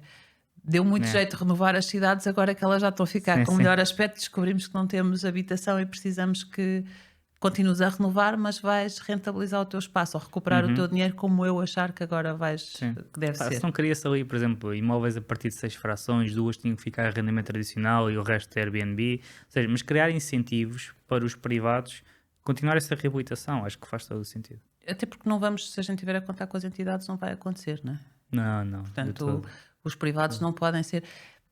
Nós vivemos num país onde as empresas e os privados que queiram ganhar dinheiro são vistos sempre, ou são sempre mal vistos, que é se tu queres ganhar dinheiro, a gente vai querer viver às tuas contas, às tuas custas, não é? Sim. E é sempre o bicho-papão. É. Tu queres investir, és um bicho-papão. Tu queres fazer uma empresa, és um bicho-papão. E os impostos são muito altos. E depois Eu concordo fala-se- com o teu sócio que a Sim. gente deve pagar impostos, está bem? É assim, eu também, se eu pudesse não pagar impostos, não pagava. Mas quando Mas se depois fala... também não tínhamos país, não é? Exatamente, mas quando se fala fuga ao fisco, porquê que as pessoas fogem ao fisco, não é? Porque se houvesse uma medida razoável de pagamentos de impostos, todos os pagariam. Ou seja, a partir do momento que o crime compensa. O valor é tão alto que compensa. Exatamente, ou seja, e depois... Aí eu concordo contigo. Se fosse uma coisa que fosse... E depois se toda a gente pagasse 10%, íamos buscar o mesmo dinheiro do que agora teres 10% das pessoas a pagar 40%. Exatamente, Não é? exatamente. É que tu ias buscar... Não sei se esta conta dá certo, tá bem? Não vou fazer a conta. Foi ao calhas. Sim. Mas ias buscar o mesmo dinheiro e toda a gente estava a contribuir. De forma igual. De forma igual. Porque o igual Uma porcentagem pode porque ser é uma igual para toda a porcentagem. gente. A porcentagem é porque é igual para toda a gente. Exatamente. Em relação ao que tu ganhas, há uma porcentagem que tu E pagas. metes mais dinheiro a circular. E aí eu concordo contigo, que se o valor fosse, a porcentagem fosse mais baixa, toda a gente contribuía, nós íamos encaixar exatamente o mesmo dinheiro com uma porcentagem muito alta, que depois tens uma grande parte da população a fugir e a outra que não consegue fazê-lo, sim, porque a maior parte dos que estão fogem porque não conseguem, a pagar os impostos daqueles que não pagam. Depois quem é que paga? É a classe média. Claro. Porque a classe baixa não vai pagar porque está isenta por algum motivo. A classe alta sai. A classe baixa está isenta porque metade do rendimento não declara, portanto não tem que pagar impostos. Também. Só é considerada classe baixa porque metade dos rendimentos ela também já não declara. Sim. A classe média, que tem um rendimento médio e que declara o dinheiro que ganha, E que paga não os vale a impostos. pena sair. que ainda não justifica, Sim, não tem isso aí. milhões suficientes para colocar o dinheiro lá fora, são Exatamente. esses que pagam os impostos. Sim. E são esses que são mal vistos, porque são esses que trabalham, são esses que criam postos de trabalho, são esses que fazem investimentos, são esses que renovam os prédios Sim. das cidades. Vamos ver onde é que está a Google na Europa? Não é em Portugal, de certeza absoluta, Irlanda. meu amor. Assim, se formos comparar Portugal com a Irlanda, as duas. Onde é que estão as grandes empresas de Portugal? Exatamente. Algumas estão na Holanda Algumas também. estão na agora. Holanda. Não, mas é. Eu entendo-os. Eu entendo. Eu não consigo condenar uma empresa que sai de Portugal e vai para outro país. Porque a culpa é nossa. Sim, mas também te digo outra coisa, que é 99% das pessoas que estão na internet, e se tu fores ver um post do Correio da Manhã que diga isso, por exemplo, Pingo Doce muda 7 para a Holanda. E tu vais ver os comentários do Correio da Manhã que é criminosos, iam pagar impostos em Portugal, mas 99% daquelas pessoas, se tivessem 100 avos do mesmo dinheiro, no dia a seguir já estavam Nem noutro na país Holanda qualquer. estavam. Já tinham saído logo também. É exatamente isso. As pessoas só falam porque não é delas. Sim, sim. E depois eu tenho que lhes agradecer, porque eles vão para a Holanda, vão pagar menos impostos, mas eles continuam a investir o dinheiro deles em Portugal e a criar postos de trabalho em Portugal. Sim. Então, onde é que eles estão a ser maus para nós? Não estão. Não estão. Até eles só estão a ir lá. O dinheiro que eles poupam o dinheiro que eles poupam em impostos em Portugal permite-lhes fazer mais investimento em Portugal. Sim. Porque se eles tivessem pago de imposto, o dinheiro era do Estado, não lhes permitia fazer mais investimento. Eles fazem mais investimento, criam mais postos de trabalho. Sim, e é aí que nós temos que olhar que as empresas não são todas más, os empresários não são todos maus, que é estão a meter Portugal a circular. Porque Mesmo? quanto mais negócios houver, mais oportunidades há, mais dinheiro há no mercado. Concordo É tão plenamente. simples quanto isto. Por isso, quando se vê aquelas grandes injeções de capital, ou vamos fazer não sei o quê ali no Porto, aquele Porto que agora tivemos aquela confusão com o António Costa, aqueles são alguns milhões de euros, coisa pouca. Ou seja, estamos a criar condições especiais para vir empresas de fora. Ok, mas quem é que vai fazer um investimento daqueles em Portugal? Claro que temos que abrir portas, é claro que temos que Claro que incentivar. temos que criar condições. Ninguém quer investir em Portugal com a carga de impostos que nós temos. E com as complicações legais depois. Nem nós queremos investir em Portugal. Depois tu falas com o empresário e diz assim, olha, vens para Portugal, vais investir, pá, se isto correr mal, 20 aninhos em tribunal, tá, isto Na melhor das resolve-se. hipóteses. Isto resolve-se. Ainda agora o Sócrates tem 50 mil euros de taxa de justiça para pagar. Pá, 20 aninhos isto resolve-se, ninguém quer investir. Eu vendi uma empresa em Portugal a uma sociedade estrangeira que eu acho que eles se arrependeram do negócio que eles fizeram, não do negócio que eles fizeram comigo, mas com o facto de virem para Portugal, paguem em 2 ou 3 meses, porque o registro, só o registro da empresa demorou para aí uns 6 meses. Isso é outra complicação que nós temos e que eu posso partilhar até com a audiência, porque eu não tenho noção disto. Mas quando dizemos muito mal da função pública, e todos os portugueses gostam de dizer mal da função pública, eu partilho aquela que eu conheço, que é Serviços de Finanças e Conservatória. Serviços de Finanças, eles até têm uma metodologia de contratação, algumas estão bem, outras estão mal. Registro e notariado. Não entra ninguém nos registros há mais de 20 anos. Ou seja, nós temos as mesmas pessoas desde o ano 2000 e qualquer coisa. Na crise de 2008, 2009, 2010 andaram a pagar indenizações para pessoas Para as saírem. pessoas saírem. Ou seja, eu não quero aqui dizer números, mas se calhar temos, antes tínhamos 5 pessoas, neste momento temos 2. Certo. Nós temos, aqui a Leiria, por exemplo, tinha 4 conservadores aqui há 5 anos, neste momento tem 2. As pessoas têm todas 60 anos. Ou seja, abriu agora um processo de contratação de 300 pessoas para todo o país. Tudo demora muito. Tudo demora muito tempo. E depois é tão preocupante isto, que isto nem passa pela cabeça, mas tu queres alterar a sede da tua empresa daqui para a rua a seguir. O registro fica pendente 2 meses na conservatória. Durante 2 meses tu não podes fazer escrituras. Absurdo, não é? Ou seja, se for para melhor comprar, não mexer na sede da empresa. se for para vender, tu não podes, porque tens já um registro pendente. Ou seja, é preocupante. Que nem há uma justificação para aquilo ficar pendente. Eu É uma mudei a coisa- sede, ponto. Sim. Fica pendente do quê? É uma coisinha tão pequenina, mas depois causa problemas. E aquilo bocadinho por foi aí. porque não foi à primeira, porque havia um documento qualquer, porque eram estrangeiros, precisaram de verificar um documento qualquer. Eles mandaram o documento, estava tudo certo. Aquilo era de um dia para o outro. Bastava voltar ao processo e dizer ok, sim. está tudo ok. Não, que demorou meses. Sim. É desesperante. E depois eu tenho aquela vergonha, sabes? Sim. Vergonha alheia, que é sim, desculpa, no meu país é assim que funciona. Vais demorar meses só para dizerem sim. Comprou, pagou, está registado e está legal em Portugal. E a empresa está meses sem poder operar. Sim. É absurdo. Mas é que ainda agora temos já umas discussões no escritório porque há processos que estão a voltar para trás. que coisas que nós fazíamos antes online, que agora estão-me a obrigar a ir ao serviço de finanças. Ainda por cima, depois tenho que ir eu. Porque sou eu o mandatário, fui eu que entreguei, mas online. Agora, Não podes mandar ninguém. Agora agendaram presencialmente. Eu não pedi agendamento, eu pedi entrega online como sempre fiz. Nós estamos num país que tende a evoluir para o online e não voltar ao papel. Eles simplesmente disseram: olha, obrigado pela documentação, está confirmado o agendamento para dia X, que eu não pedi agendamento. E tu tens que ir lá. E agora tenho que ir lá. Só para dizer sim, havia esses documentos por online e é para fazer isso. Não, basicamente é para assinar. Mas já assinamos digitalmente. Exatamente, ou seja, ainda por cima assinamos digitalmente um PDF, por isso a assinatura pode ser verificada. Sim. Andamos para trás. Não vou entender. Não vamos por aí porque senão isto vai ficar muito chato. Sim, Não sim, vamos sim. por aí porque senão isto vai ficar muito chato. Que essa parte é uma parte que mexe comigo. Eu acho que nós temos algumas coisas para fazer, mas não é o governo.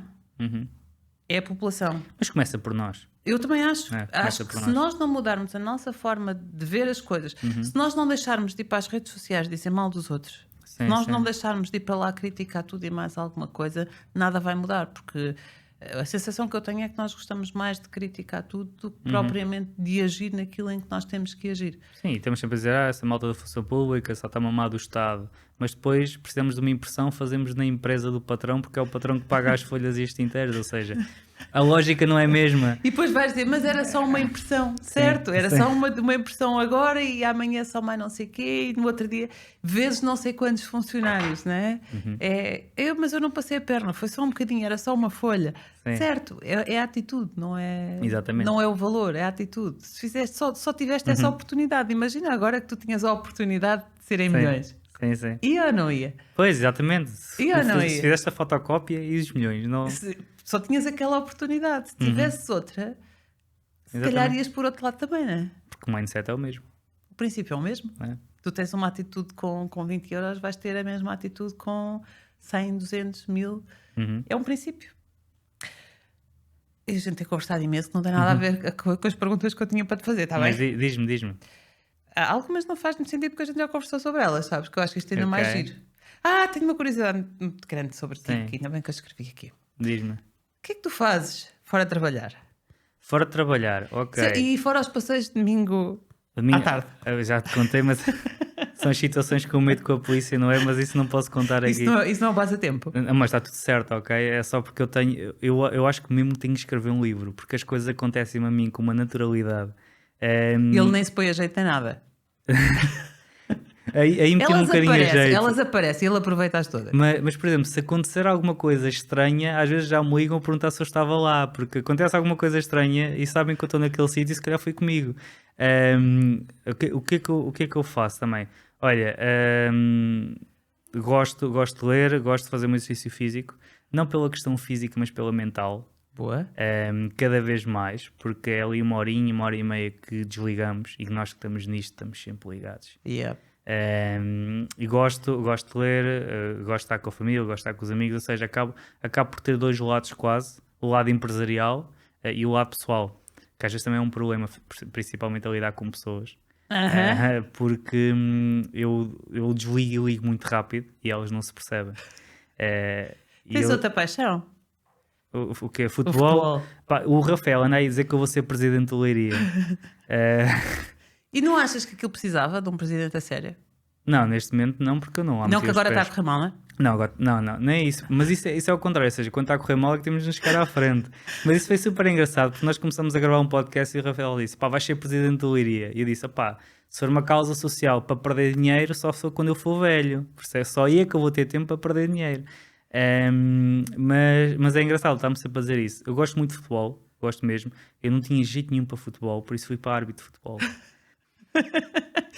Gosto tanto de futebol, não tenho jeito para jogar, vou ser árbitro. E foi mesmo, ou seja, fui árbitro e entrei. Já pensaste que tivesse sido treinador ganhavas mais dinheiro?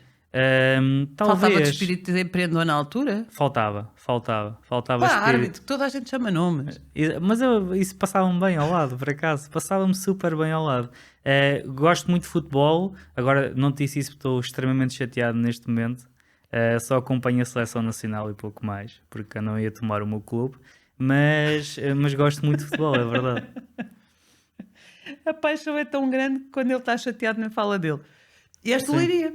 Sou do Leiria, é verdade. Porquê? Porque achaste que ele precisava... Estou a brincar. Não, por acaso foi Para engraçado. o Leiria não ter Eh, adeptos. Estava a ser não, adeptos, não, eu agora sou. Mas foi- como estou chateado, ninguém vai. Não, estou a brincar, porque o Leiria tem muitos Estou adeptos. chateado porque pá, mudaram o símbolo, mudaram o hino, e de repente a SAD foi comprada, sabe Deus por quem, não há presidente, ou seja, Mas isso aconteceu tudo agora. agora não pagam salários.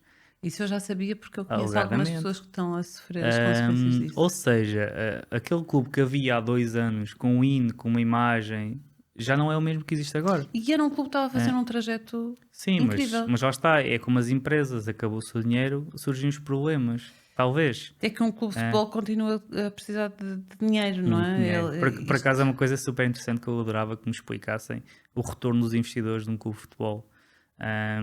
Principalmente de segundas, terceiras ligas, aonde é que eles vão buscar o retorno? Porque esse tipo de curiosidades são as coisas que eu penso às vezes que é, ok, É o que ocupa o teu cérebro. vamos lá entrar pensar. aqui, ok, vamos entrar aqui no Leiria, como é que eu recupero 4 milhões por época? Como é que tu, enquanto empresária, deixavas 4 milhões numa época do Leiria? Como é que recuperavas?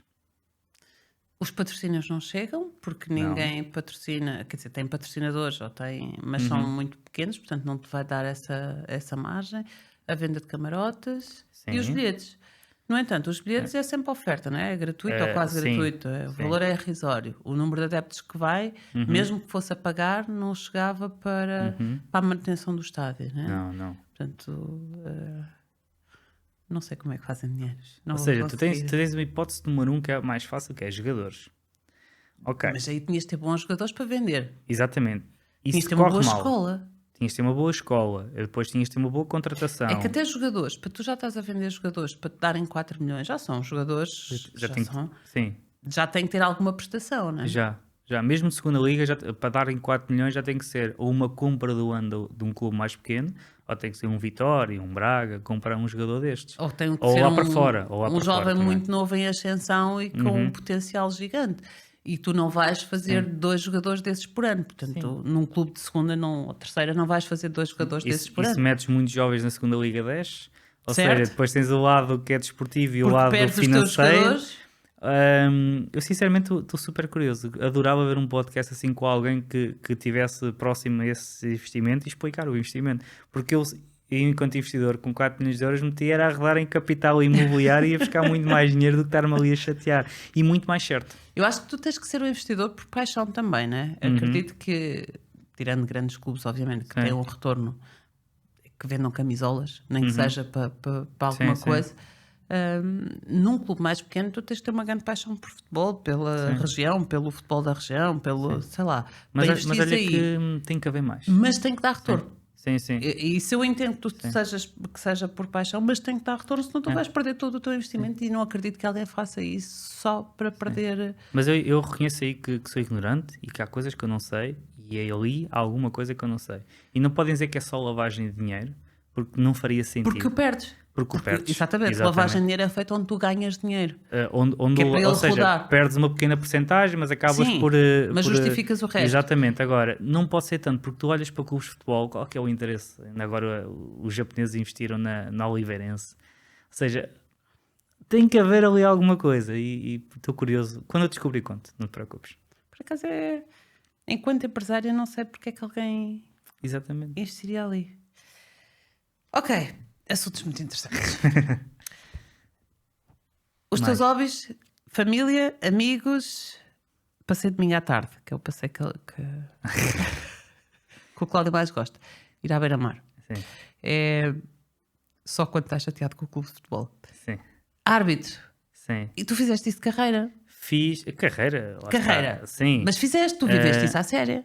Estive na Distrital, tive numa equipa que estávamos a lutar para subir à Nacional, e olha, posso dizer que foi uma coisa excelente, porque permitiu-me primeiro lidar com pessoas mais velhas, sob pressão também. Porque eras novo ainda. Era novo, eras muito novo. tinha 16 anos a apitar jogos de séniores, a apitar como assistente, mas estava lá com pessoas que tinham o dobro da minha idade, ou seja, a dizer, Miller, para a direita, não é?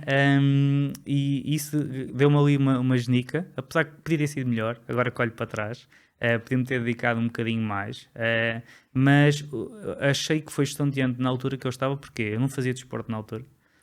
Fazias aquele? Acabei a minha carreira desportiva de futebol aos 12 anos, porque tinha demasiada qualidade, então não gostava de meter os outros miúdos a um canto, então disse, olha, vou-me reformar. Para já. não humilhar ninguém. Não. O Messi também andava, o Messi e o Ronaldo andavam naquela coisinha, 2 está bom, 3 é demais, não me queria meter Não.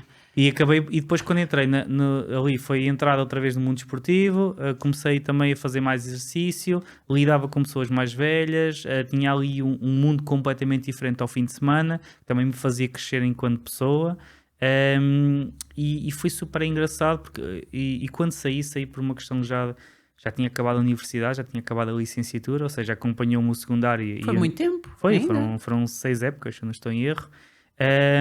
E permitiu-me estar na universidade com dinheiro, e quando eu digo com dinheiro tinha 300 euros, tinha um carro de 300 euros também pago, mas ganhavas o teu dinheiro? estava completamente à vontade, ou seja, tudo que era vida universitária tinha dinheiro, ia sair à noite completamente à vontade, e tinha aquilo ao fim de semana que me ocupava o tempo, não é? Porque acaba por fazer também um bocadinho de desporto, mas ganhava dinheiro com isso, e foi muito bom. Eu sinceramente aconselho quem gostar de futebol, numa fase mais nova, principalmente porque agora há uma aposta muito forte nos jovens, e depois lá dentro percebe-se, se tu queres que um árbitro chegue à Primeira Liga, se tu queres que um árbitro chegue à Internacional, ele tem que chegar cedo. Então certo. Nós estamos a falar em um miúdo com 19, 20 anos, formar equipa. O que é formar equipa? É tu seres o árbitro principal, teres 2 assistentes e começares a lutar para subir para a Nacional. Nós não temos muitos árbitros reconhecidos. Não temos muitos árbitros, e neste momento os árbitros já são profissionais, os que são internacionais, os outros têm que sofrer muito para lá chegar. Sofrem muito. E sofrem eles, e sinceramente sofrem as entidades patronais, que se eles não forem empresários também dificilmente lá chegam. Porque tem que lhes ceder o tempo para eles poderem... Sim. E depois há coisas que não são palpáveis, que é, há um marítimo do Sub-23, marítimo Arouca do Sub-23, uma coisa assim, é uma terça-feira. E é nomeado um árbitro de Leiria para lá ir. Ele tem que sair daqui a segunda e volta a quarta. Ou seja, são 3 dias que ele não vai trabalhar por causa de um jogo de Sub-23 que tem 10 pessoas a ver. Que ele vai ganhar 50 euros para ir lá fazer aquilo. O árbitro principal ganha mais um bocadinho, os assistentes não ganham assim tanto. Eu acho que ali o distrital é por amor. E ele tem que ter uma entidade patronal que lhe ceda aqueles 3 dias, ou pelo menos 2 dias ali. Sim. Ele vai deixar de ganhar aqueles 2 dias no trabalho, por amor vai ganhar outra coisa qualquer, que provavelmente é bem menos para ir arbitrar, porque tu não consegues fazer da árbitro uma profissão a tempo inteiro. Não. Neste momento é um part-time, ou seja, chega ali uma etapa que se tiveres uma segunda liga, se tu quiseres parar um bocadinho para apostar ali as fichas, ok? Mas sempre deixar em stand-by, nunca deixar tudo fora, porque realmente do dia para o outro alguma coisa acontece, desce de divisão, estás na distrital outra vez. Ou seja, não é de todo muito fixo, é como um jogador de futebol, acaba por ser um bocadinho por aí. Só com menos espaço, porque há menos árbitros do que jogadores de futebol. Sim, tem menos espaço, menos espaço no mercado. E tens uma parte política também bem intensa. Tens uma parte política bem intensa, né? Sim, tens depois uma coisa que é, todos os jogos pode ser o teu último, na medida em que não é o teu último literalmente acabares ali, é que um erro num jogo em que tu estejas a ser observado pode estragar a época inteira. Sim. E muitas vezes nós estamos a falar do campeonato que é, olha, o jogador fez um penalti, foi penalti, ok, mas perdeu 3 pontos, pode jogar e pode recuperar. Na arbitragem, tu tens ali uma má nota, pode-te acabar a época no sentido de que já não sobes, ou se não vais descer. Então acaba por ser complicado também. Em que é que tu te consideras completamente disruptivo em relação às pessoas da tua área, da tua idade, sei lá? Ok, da minha área, eu vejo o meu escritório como um negócio, e na vertente jurídica é difícil explicar isso às pessoas. Porque Boa. Todas as pessoas olham para o escritório jurídico como o seu escritório, como o seu espaço, como o sítio onde atendem os clientes, e eu digo sempre, isto é uma empresa. Ou seja, isto aqui... Que choque, que horror! Isto aqui é uma empresa, isto não é um espaço para ser querido, isto é uma empresa que é... Temos entradas, temos saídas, temos a rentabilidade, temos ativos, temos que olhar isto como se fosse um negócio e não só um escritório. E agora, lá está, voltando ao início da conversa, logo início, nós falamos, é tão tradicional que as pessoas veem aquilo quase como o seu cantinho, né? E não veem aquilo como um negócio. O meu ateliêzinho, vou aqui, dou umas consultazinhas e depois vou-me embora. Exatamente, e nós estamos sempre a dizer, então, quanto é que isto dá? Qual que é a rentabilidade que dá? Quanto é que tu investes no teu negócio? Não tenho um negócio. Isso Tens um negócio, assusta porque tens uma casa aberta e não tens um negócio. Ou seja, assusta, né? é mesmo assustador. E se cá eu e o Rafael fomos as primeiras pessoas a dizer, olha, isto é um negócio, tem que dar dinheiro. O que é a PIA? É uma empresa jurídica. Não é uma sociedade de solicitadores, está lá registada como tal, mas isto é uma empresa jurídica. E desde o início tivemos essa vertente muito de bora fazer um negócio, isto é um negócio, bora fazer crescer. Em termos de código, personalidade, não. Eu continuo a ser um rapaz de 29 anos, não é? Com as suas coisinhas, com os seus projetos de vida e que não sou de todos diferente de qualquer outro rapaz de 29 anos. Eu acho, em termos pessoais. Em termos profissionais, sou um bocadinho doido, admito. Em termos pessoais, não. Não é doido, é inovador. É inovador. Um bocadinho, mas um bocadinho de loucura às vezes também. Se tu pudesses dar algum conselho a alguém, a algum jovem da tua idade, Sim. que quisesse ser empreendedor, que quisesse entrar numa área, não precisa de ser, pode ser de investimento. Sim. Que conselho é que tu lhe davas? Olha, qualquer área, façam. É o Just Do It da Nike. É meter Boa. a carne no assador. Experimenta, né? Experimenta. E depois é aquela lógica, por acaso, eu penso nisto muitas vezes. Pá, nós fizemos o nosso caminho, está tudo certo, bem ou mal, tomamos decisões erradas, tomamos decisões certas, mas todas as decisões difíceis que tomamos, devíamos ter feito mais cedo. O Rafael devia ter despedido mais cedo. Eu devia-me ter despedido mais cedo. Nós devíamos ter contratado mais cedo. A insegurança atrasa Assim, tudo, né? E outra coisa, nós devíamos ter despedido mais cedo. Ou seja, e estamos a aprender isto consoante o nosso desenvolvimento. Vês que isso é maturidade?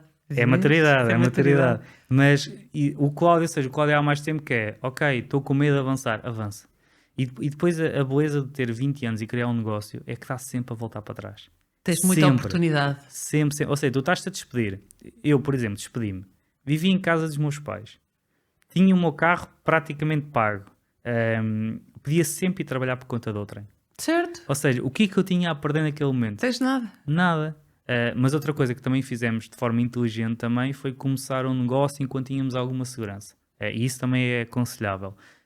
Mas se não der, pá, tenta, experimenta. Não tens nada a perder, Zero. não é? Correu mal. Zero. Voltas atrás. Voltas Arranja atrás, emprego. voltas a refazer. E outra coisa, vens com muito mais valor. Porque nós estamos a comentar de vez em quando que é qual é que é o meu valor e do Rafael no mercado. Ou seja, se nós agora acabássemos com a PIA, quanto é que nos tinham de pagar para irmos trabalhar por conta de outrem? Né? O nosso valor é completamente diferente do que era há 5 anos atrás. Completamente. E Sim. completamente diferente de pessoas que decidiram fazer um percurso diferente do vosso, Exatamente. mesmo com os mesmos anos de trabalho. Agora já digo, pá, eu não sou contratável. Porque, sinceramente, eu já não me vejo entrada... Porque ninguém te ia pagar o valor que tu agora ias custar para ir trabalhar para alguém. E muito menos já não me vejo naquela posição que tinha antes. Ou seja, por isso... Essa é a minha última pergunta. Agora já não há volta a dar. Mas tu estás numa posição diferente agora és tu o líder. Agora sou eu o líder, exatamente. Já não estás preparado para ser liderado, estás preparado para liderar. Exatamente, sim. Qual é o teu maior desafio? Pois, qual é o teu maior desafio? Eu digo já com facilidade, a minha maior dificuldade hoje, pessoas. Eu acho que não há ninguém que não tenha essa resposta. É a coisa mais difícil que existe. É pessoas. É muito difícil. Porque, lá está, o papel está lá, a caneta está lá. Se tiveres o conhecimento certo, vais conseguir fazer as coisas. Pessoalmente e profissionalmente são pessoas. Porque eu pessoalmente consigo me dar bem com toda a gente.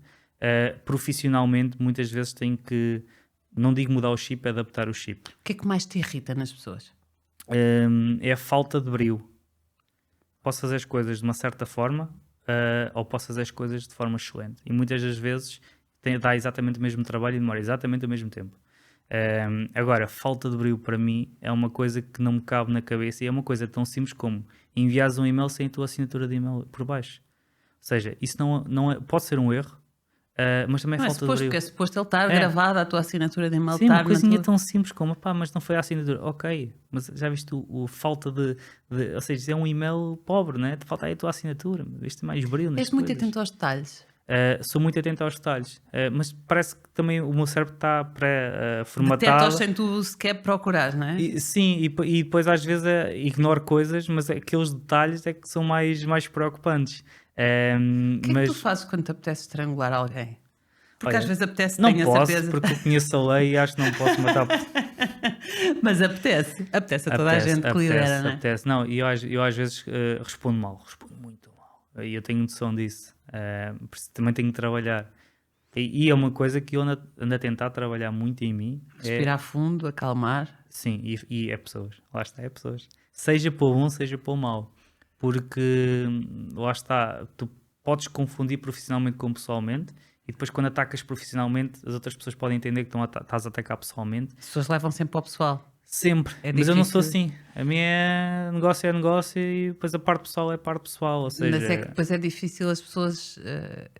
Todos se interpretam de forma diferente e a maior parte das pessoas interpreta sempre como um ataque pessoal. sim. E A depois tu maior tens de ter parte. cuidado de aquilo que estás a dizer a uma pessoa não podes dizer à outra, ou tens que adaptar a forma como vais dizer. Verdade. E esse é um trabalho que eu tenho que fazer enquanto líder, porque não sou bom. E reconheço isso, que não sou bom a lidar com pessoas. Já fui pior, né? É um caminho que tenho que fazer, mas neste momento é uma das fragilidades que eu tenho. E é importante falar sobre fragilidades, porque o pessoal na internet só fala sobre aquilo que Somos é todos forte. os maiores, né? É todos os maiores, Somos todos né? os maiores. É tudo gurus, né? Mais um guru cada Mais que um ano, guru. guru do marketing, guru dos negócios, guru do Não é imobiliário. verdade. Todos É, nós temos muitas todos nós. fragilidades, Sim. todos nós temos muita E vulnerabilidade. toda a gente tem problemas. Todos. Mesmo aquele. Todos. Estávamos a falar há bocado do herdeiro. Mesmo o herdeiro vai ter problemas. Muitos, às vezes mais do que quem criou o próprio negócio. Exatamente. Eu digo isso muitas vezes porque dizem, mas a tua equipa, eu tenho muitos desafios com a minha equipa. A minha equipa não é Uhum. perfeita, nós não temos uma empresa perfeita, as coisas não são perfeitas. Eu tenho os mesmos desafios que as outras pessoas. sim. Posso ter uma capacidade São diferente, tenho um diferentes. conhecimento diferente, tenho que as outras pessoas têm outro. Portanto, elas vão estar mais fortes numa área e eu menos noutra e vice-versa. Exatamente. Todos nós temos desafios, todos nós temos necessidade de evolução constante. Sim. Todos nós estamos E numa se alguma vez evolução. estiveres confortável ou achas que a tua vida está perfeita, estás no sítio errado. Vais ter que fazer alguma coisa diferente. Alguma coisa está errada, né? Sim. Alguma coisa está errada, porque se tu achas que estás bem, é melhor olhares bem para os teus alicerces, que alguma Sim. coisa vai ruir entretanto. Nós Sim, precisamos de continuar a evoluir e a crescer todos os dias. Exatamente. E eu acho que vocês têm feito isso muito bem. Obrigado. Vamos a tentar. Obrigada, Cláudia. Muito Muito obrigado, bom ter-te Gina. aqui. Muito obrigado pelo convite. Muito obrigado por esta conversa e espero que quem esteja lá em casa que também goste. Obrigada. Muito obrigado.